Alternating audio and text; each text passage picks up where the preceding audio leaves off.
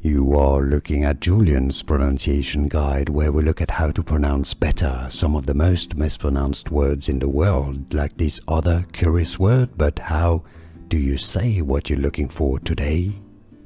We are looking at how to pronounce these Japanese expressions, as well as how to say more interesting but often confusing Japanese vocabulary that many mispronounce, so make sure to stay tuned to the channel. This means welcome to my shop or restaurant. You hear this when you enter a shop or a restaurant, one of the many formal Japanese ways of politely welcoming new customers. Irasshaimase. Irasshaimase is how you say it. Irasshaimase. Now you know. Here are more videos on how to pronounce more confusing words and names too many mispronounced. Like this video if you found it useful. I appreciate your support. I'll see you soon and thanks for watching.